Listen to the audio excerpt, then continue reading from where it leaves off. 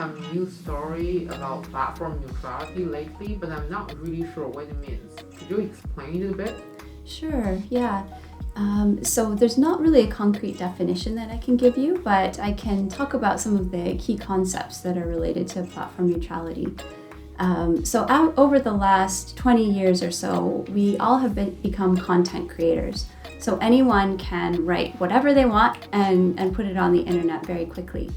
And so what this has meant is that we've seen how powerful social media can be to form communities and to spread information and to support activism and societal change.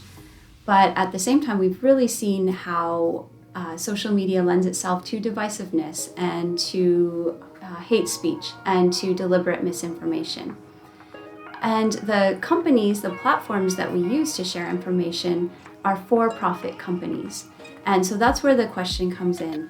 How can these for-profit businesses be neutral, or should they be neutral when users post harmful content on their platforms? Sounds complicated. Can you tell me more? Yeah, for sure, it's complicated. So the social media platforms and the online services that we use, these huge companies are for-profit and they make a lot of money. And because of that, since their main motive is making money, it's not in their best interest to turn away users who might share personal information or post content or buy things on the platform. And we also have the idea of the town square. So social media has really been a place where everyone can have a say. And so if we exclude people from social media, they're excluded from society. But on the other hand, detrimental information or harmful information can have real world consequences. It can hurt people in real life. Social media is real life. And so that's the puzzle. What can we do about this? Can the government just put some regulations on the platforms? Yeah, that's a tricky question because a lot of societies have the value of free speech, whether that's a right of citizens or just a societal value. But when governments are involved in deciding what information can be shared or what can be said, that's censorship. And you can see why that's a tricky area to get into. And another thing to think about is who will monitor all of this content? Who will decide what information can be shared? Do you think the social media platforms bear some responsibilities on this? Yeah, for sure. Part of this has to do with the platforms, but again, it's tricky to answer. As I've said, if their main motive is profit, how can we really rely on them to make choices that benefit society? And there's also the issue of the tech giants and the monopolies that they have. So again, this is Google and Amazon and Facebook and Apple.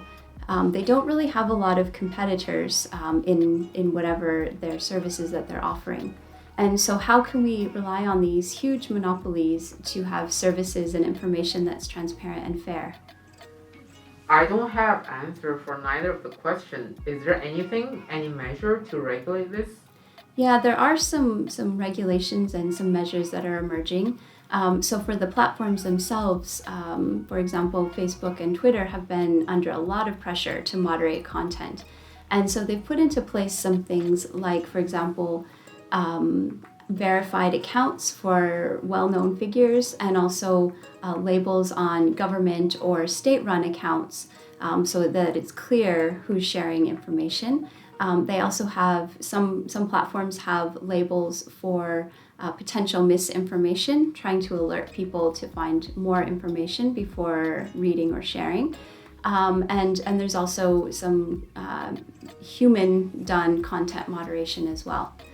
In terms of governments or legislation, there have been some measures taken both related to monitoring content and to trying to reduce the power of monopolies. So there's some legislation being considered in the EU right now. It hasn't been passed as we're talking here right now, but it's called the Digital Markets Act. And it's expected that this will come into force. And what it does is label some of the big companies as gatekeepers. And these gatekeepers will be required to give their competitors equal opportunities to use their platforms and have access to services outside of the tech giants. That indeed sounds promising. What about us? What should we do as content creators? Yeah, you're right that individual users also have a role to play here.